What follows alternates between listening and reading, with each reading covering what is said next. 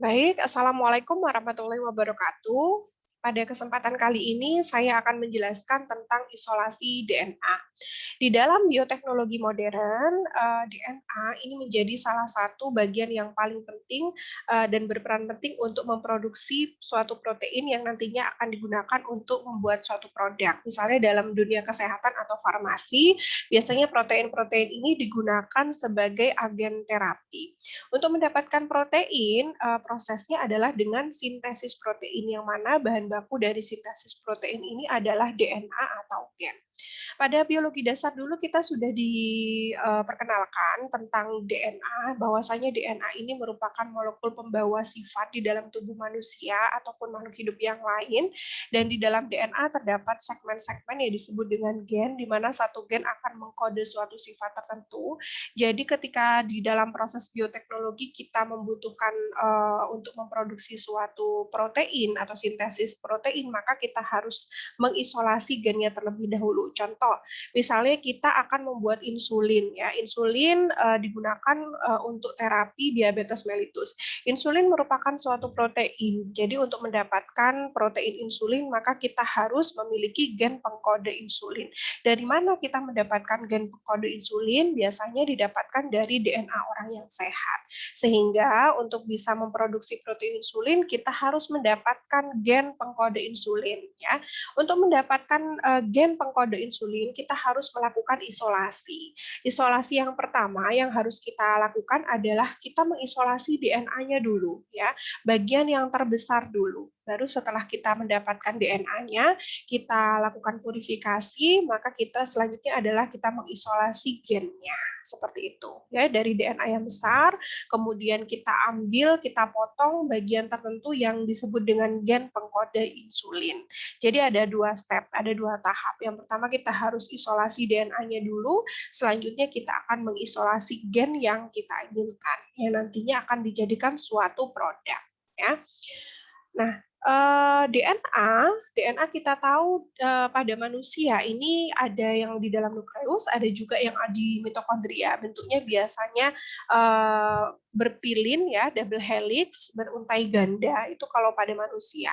Pada beberapa makhluk hidup yang lain, DNA ini ada yang bentuknya sirkuler ya, yang disebut dengan plasmid, biasanya pada bakteri ya. Nah, plasmid ini biasanya banyak digunakan untuk memproduksi protein yang kita inginkan ya. Jadi biasanya ketika kita sudah memiliki gen pengkode insulin misalnya, nah gen pengkode insulin ini nanti akan disisipkan ke dalam plasmid, yang mana plasmid akan memproduksi protein melalui proses sintesis protein di dalam bakteri tersebut. Jadi di dalam bakteri kita bisa memproduksi protein insulin karena adanya kita menyisipkan gen pengkode insulin tadi dari manusia, seperti itu. Kalau di tumbuhan itu tidak hanya di nukleus dan mitokondria saja, tapi juga ada di dalam kloroplas. Ya. DNA ini strukturnya sudah kita pelajari ya, mungkin sedikit mengingat bahwa DNA ini merupakan polinukleotida ya. Unit struktur terkecilnya adalah nukleotida, di mana nukleotida terdiri dari 3 bagian, yaitu fosfat, gula ribosa atau gula pentosa, dan juga basa nitrogen yang terdiri dari purin dan pirimidin ya. ATCG seperti itu yang mungkin kita pernah belajar dulu gitu, basa nitrogen. Dan kode-kode genetik inilah yang dibawa DNA. Kode-kode genetik ini nanti akan menentukan suatu sifat tertentu, akan mengkode protein tertentu, yang mana kode-kode ini kita gunakan untuk memproduksi protein. Ya. Kemudian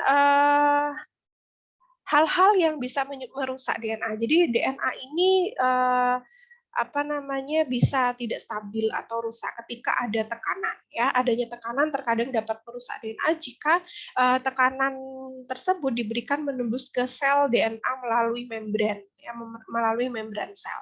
Tekanan ini antara lain karena tumbukan menggunakan mortal atau pistil gitu ya. Mortal dan pistil. Kemudian yang berikutnya adalah pH. Jadi pH yang ekstrim ya, derajat keasaman ekstrim misalnya kurang dari 3 atau lebih dari 10, ini juga akan menyebabkan denaturasi pada DNA. Selanjutnya yang ketiga adalah suhu ya. Suhu yang terlalu tinggi di atas 80 derajat Celcius ini juga akan menyebabkan kerusakan atau denaturasi pada DNA. Selain itu ada radiasi, jadi beberapa sinar seperti sinar kosmik, sinar UV, sinar gamma, sinar X, ya, partikel beta, pancaran neutron, ion-ion berat, dan juga sinar-sinar yang mampu mengionisasi ini juga dapat menyebabkan kerusakan pada DNA. Selain itu tidak tersedianya senyawa kromatid kompleks, ya. Tidak tersedianya senyawa kromatid kompleks ini yang dapat berperan sebagai pelindung dari serangan senyawa oksigen reaktif, ya. Aktivitas DNA repair berubah dan terdapat kerusakan pada transport elektron sehingga merangsang pembentukan senyawa O2 reaktif sekunder, ya. Jadi kalau tidak ada senyawa kromatid kompleks maka oksigen reaktif ini akan terjadi dan akan merusak DNA.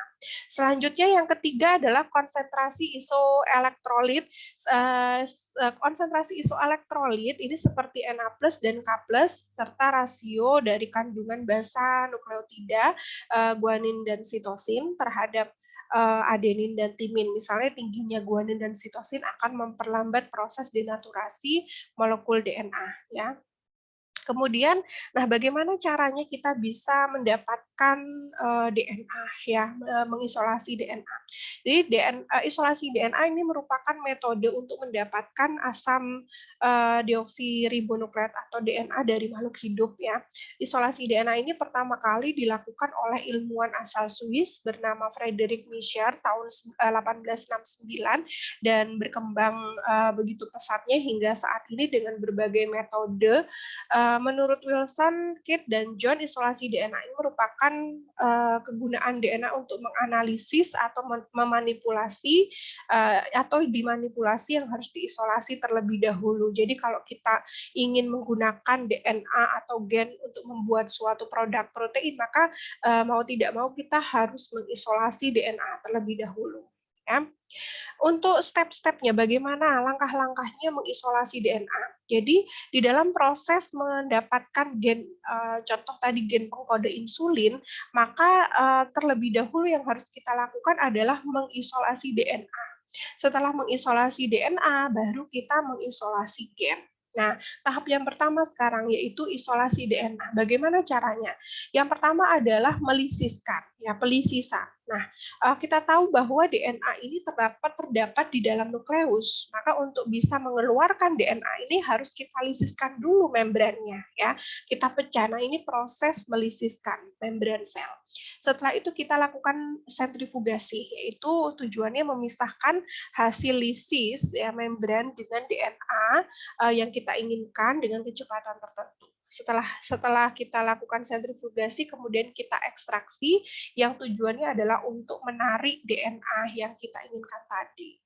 Selanjutnya adalah purifikasi. Jadi purifikasi ini adalah memurnikan DNA yang sudah kita pisahkan tadi dari kontaminan seperti polisakarida atau beberapa protein yang ada di dalam sel begitu, ya, ataupun debris-debris yang lain. Ini kita murnikan, kita purifikasi. Setelah kita purifikasi, ya, kita pisahkan dengan pelarut tertentu, maka kita lakukan sentrifugasi. Fungsinya adalah untuk memisahkan senyawa DNA dari pengotornya tadi dengan kecepatan tertentu.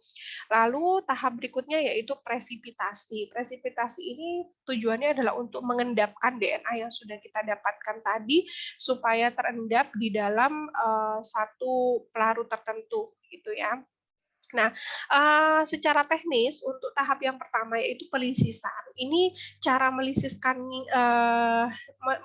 membran sel bentuknya macam-macam, ya. Ada dengan cara menggerus sampel gitu, ya, secara fisik dengan mortal dan pistil. Kemudian kita beri nitrogen cair, ya. Ini dengan menggunakan metode freezing thawing, lalu atau juga dengan iradiasi, dapat juga dilakukan dengan sonifikasi atau pemberian tekanan. Jadi dengan cara pemberian perlakuan fisik seperti ini, maka kita akan memecah membran sel. Lalu dengan cara kimiawi juga bisa, ya. Penghancuran kimiawi ini bisa dilakukan dengan deterjen yang di dalamnya ada SDS, sodium dodecyl sulfat, yang bisa memecah membran sel. Selanjutnya bisa melarutkan lipid sehingga terjadilah destabilisasi membran sel, ya. Sementara cara enzimatik ini dapat kita berikan proteinase K seperti dengan cara kimiawi dia juga bisa merusak membran sel ya dan mendegradasi protein-protein globular maupun rantai polipeptida di dalam komponen sel sehingga nanti DNA-nya akan terangkat begitu. Bahan yang digunakan untuk pelisisan biasanya ada deterjen tadi ya, sudah saya sebutkan, dia bisa melisiskan membran sel, juga berperan dalam mengurangi aktivitas enzim nuklease yang merupakan enzim pendegradasi DNA, atau juga dengan SDS tadi, sodium dodesil sulfat, fungsinya juga melisiskan membran sel. Ada juga yang menggunakan CTAB atau cetyl trimethyl amonium bromid ya, yang juga sering dipakai untuk melisiskan membran sel pada tumbuhan ya, yang paling banyak kalau untuk CTAB. Nah, ini merupakan gambaran prosesnya. Jadi deterjen ataupun sodium dodesil sulfat ini mampu merusak membran sel dengan cara melisiskan ya, merusak lapisan double melisiskan membran sel kita ya.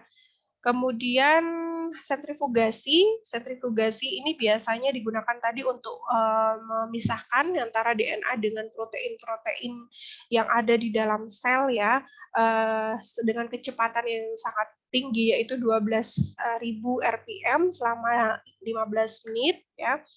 Selanjutnya ekstraksi biasanya menggunakan EDTA ya, atau etilen ediamin tetraasid acid ya atau EDTA berperan untuk mengaktifasi enzim DNase yang dapat mendenaturasi DNA yang diisolasi. Selanjutnya purifikasi atau pemurnian DNA dari kontaminan protein digunakan enzim protease yaitu pronase atau proteinase K ya. Selanjutnya sentrifugasi kembali untuk memisahkan yang sudah dimurnikan tadi. Ini kecepatannya lebih rendah yaitu 6.000 RPM. Selanjutnya presipitasi ya. Ini mengangkat DNA ya, mengangkat DNA yang sudah diisolasi tadi biasanya menggunakan alkohol ya, bisa isopropanol yang dingin yang tujuannya adalah mengendapkan DNA atau mengumpulkan DNA menjadi satu seperti itu. Setelah itu kita bisa melakukan uji kemurnian DNA ya.